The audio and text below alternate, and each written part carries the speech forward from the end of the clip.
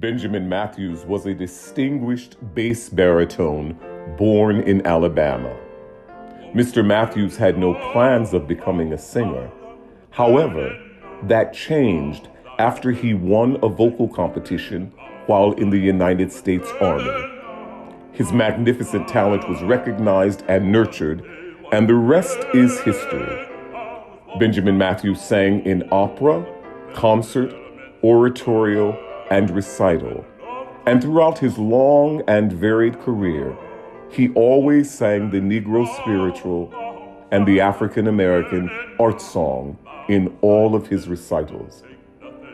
Benjamin Matthews co-founded Opera Ebony in 1973 along with Wayne Sanders. Their tireless efforts and world-class performances has earned Opera Ebony a prominent place in music history.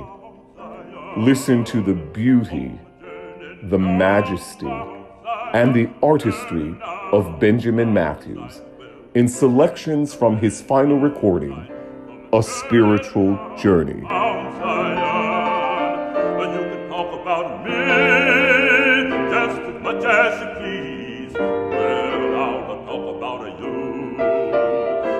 Get on my knees, Mount Zion, on the journey now, Mount Zion, the journey now, Mount Zion. Well, I wouldn't take nothing, Mount Zion, from a journey now, Mount Zion.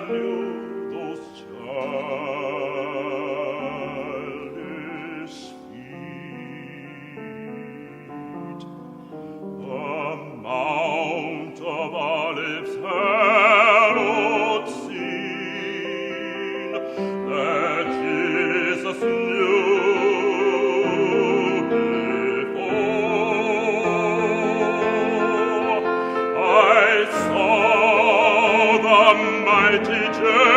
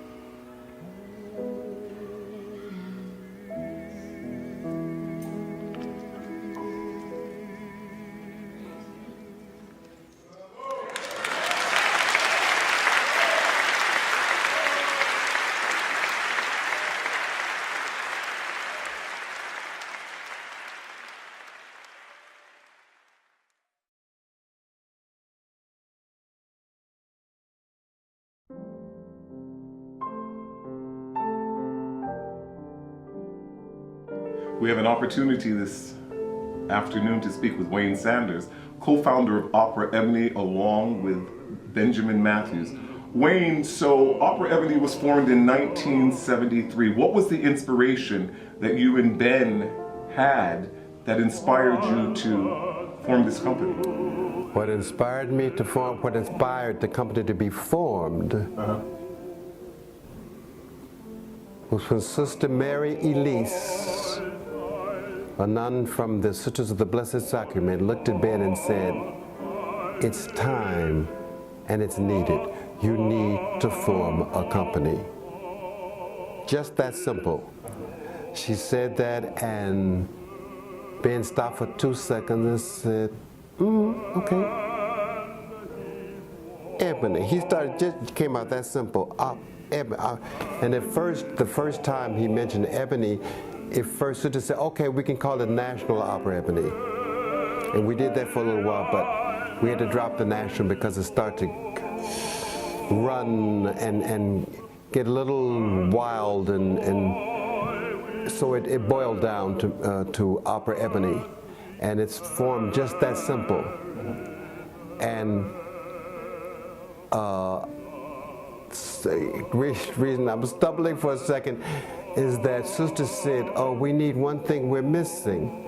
She said, we need to get a music director. And me with my big mouth, you know it's sort of big, I said, I can find you somebody. I said, I'm new here to New York.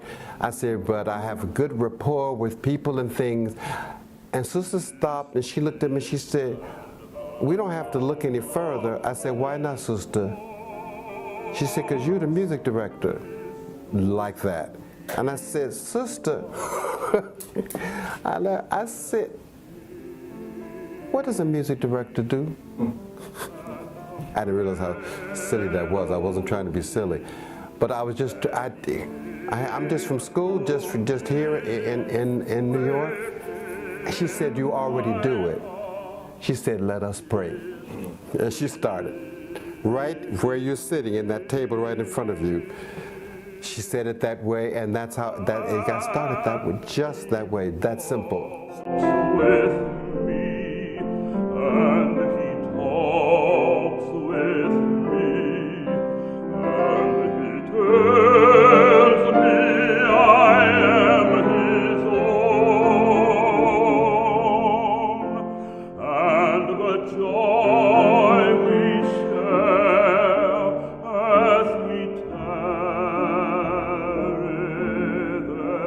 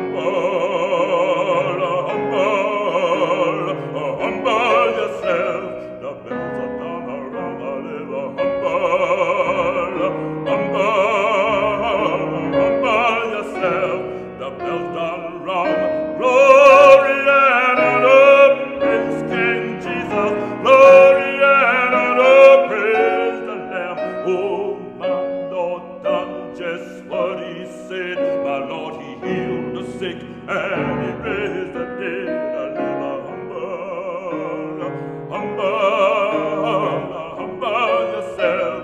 The bells done rung. Now did you ever see such a man as God? He gave up his son for to come and die. He gave up his son for to come and die, just to save my soul from the burning fire. I live humble, humble, humble yourself. The bells done rung. Glory and honor, praise King Jesus. Glory and honor, praise the Lamb. I live humble, humble, humble yourself. The bells done rung. I live humble, humble, humble yourself. The bells are done rung.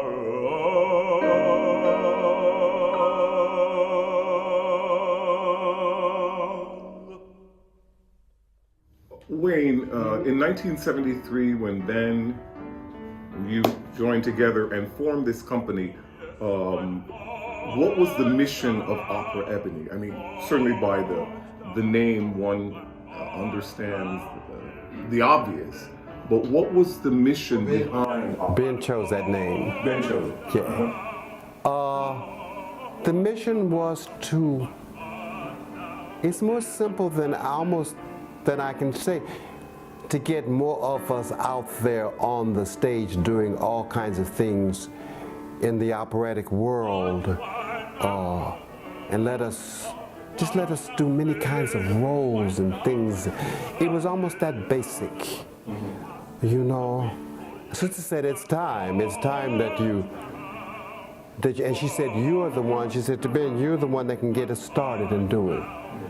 And Ben was already in the midst of his active career as a concert singer and a recitalist. At that point, he was doing a lot. Ben was doing a lot. In his incredible story of being, I call it being a singer artist. And at first, I think he went in, before he went into the army, that wasn't in his plan. He wasn't to be a singer. He wasn't. But they heard him in the army and said, you know, you ought to go into this contest. And Ben said, a contest? They said, yeah, you need to go into the contest. And he went in, and they came out, it must have been quite unusual. They said, you know, we really had picked you to be first, but the person that we're giving first to, and we're going to give you second, he has a doctorate degree. And so after they gave Ben the prize, I think it has to do with some finance, some money, and they said, what do you think you're going to do with it? He said, well, since everybody's talking, I think I'll study. So then that was probably the beginning of his journey. And I mean, this recording that we're listening to today, A Spiritual Journey, all of this is a part of the journey. His, you know, in the army, winning this competition, getting funding, and then the next thing that happens for him when he gets out of the army is that he begins to study voice. Yes, he did, and Boris Goldowski heard him and said, Ben said, I don't know anything about any opera. He said, well, if you go with me on tour, I can show and teach you everything. He said, because you got everything you need, you just need to understand this craft. And Ben went on tour with him about 3 or 5 months, all over the place, and learned it. That's what you call it, learning it on foot or learning it by doing it, you know. And Ben didn't stop from that day on. He didn't stop, you know. So I just find it so unusual, because I believe you're born with the different gifts that we all manifest of all kinds, and we work on it and it gets better or worse. It gets better. And that's what happened. Ben started, he just started singing. People said, well, who was that? You know, they responded to him just that simply. And when he sang for I'm probably jumping ahead too soon, but when he sang for Virgil Thompson's Four Saints and Three Acts, and he sang, and they said, thank you. Ben said he picked up his stuff and was walking out. Virgil Thompson, the composer, jumped up and said, where are you going? He said, you're the one that I need and I want. In his own words, he said it. And Ben said, okay. And Ben's on that recording with Hilda and the whole Arthur Thompson, Hilda Harris, and great singer. Yeah. It was. So we all have a different journey out here, and everybody that's out here has to find their own journey and path, and don't let anything stop them. Ben didn't let anything stop him, Right. and he said he heard the spirituals and things. He didn't realize it when then. He said he heard singing down. He said on the railroad track they were singing, and Ben remembered. Yeah. He remembered that. Such a great interpreter of the spirit. Yes, somehow it meant a lot to him, and he identified, and he seemed to understand them. That's why I used to tell my daddy, I think we all were here before in another life. Ben had to be here in another life, because his experience and where he was coming from, to me, was very deep. And so you two collaborated a lot on his recordings, you as his accompanist. And so in working and preparing the spiritual, since Ben had this history with them from childhood, from hearing them, and now taking them as concert works, into the concert hall or the recital hall. Yes. What was that experience like for you working with him, who has this long history of experience of having heard these and having sung these, and your experience with him was very different at that time, I think. Very different, because I didn't know anything about the spirituals until I started working with Ben. See, I went to Catholic school, and we had the Latin, and I loved that. Got me some Latin put down perfectly, almost perfectly, and I didn't know, but I learned quickly, because again, each one of us has something in there that we might not be familiar with, but somehow it makes sense. The spiritual makes sense. And believe it or not, I also like the gospel. I don't like the shouting gospel per se, but I like the words expressed and stuff. That's another subject, because there is a difference between the spiritual and the gospel. But I learned that way by doing. I learned, and a couple of times, Ben asked me to play some things for him, to record some things. I said, okay, Ben, we don't have to practice these. I said, do what you do and I'll be there. Now that's it. I didn't realize I was saying a whole lot. And he would say, okay. And the recording, from the recording, the spiritual journey that you're going to hear, I said, Ben, go down and do what it says to you. And I said, trust me, I will be there. Okay. And that's the way we did. That's the way we did that spirit. It was enlightening for me. It was it was thrilling. Also, it let me know that some things in life are there, even though you might not have been doing it. It made sense to me. I responded to it. And I learned the spirituals from Ben. And then I started listening and going to different places and listening in recordings and things. But it just let me know that all of us have something within ourselves that we can do. We just have to dare to do it. And don't worry about it. Somebody says it's right or wrong. Do it, express. And it seems to come from the I feel a lot of, I know it, you have to study many things, but a lot of the study is something that you already feel, that you already understand, and unless you do it, You won't know that you understand it. Yeah. You know, I think that's what this recording a spiritual journey is all about. It's not about the Negro spiritual, but I think it's more about Ben's own journey, his faith, because in this there are hymns in here, sacred songs, as well as the spiritual. So it's more than just a title. I think it really means, you know, Ben's own journey. I see you're gonna get me emotional up here now. Because you're talking truth. That was his journey. And there was a moment from the journey. Mm-hmm. He sang like a person possessed. He did what he did. Mm-hmm. He didn't repeat anything. He did. Yeah. And it took me to another place to make me have even a stronger feel and belief in what came from me and through me.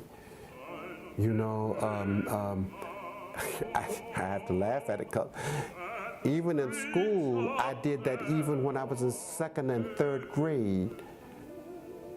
Things would come to me. Now I'm in school, supposed to be doing my work, but I would start talking to the people in the clouds. But to me, it's all connected to that, of trusting yourself and going with it.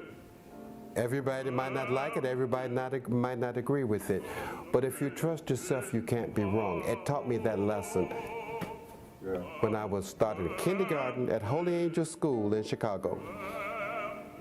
And we learned a lot of things by the process of life almost. Mm-hmm.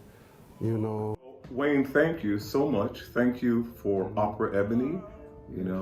Thank you for continuing to work tirelessly to keep the company going and moving forward.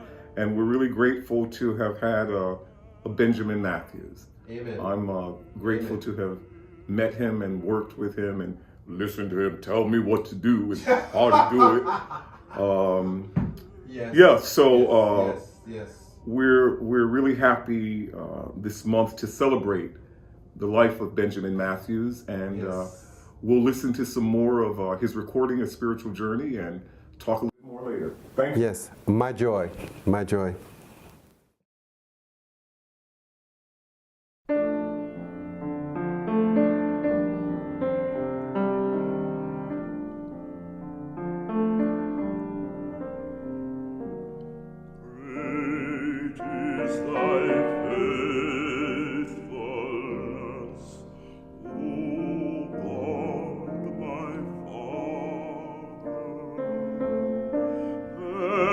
There is no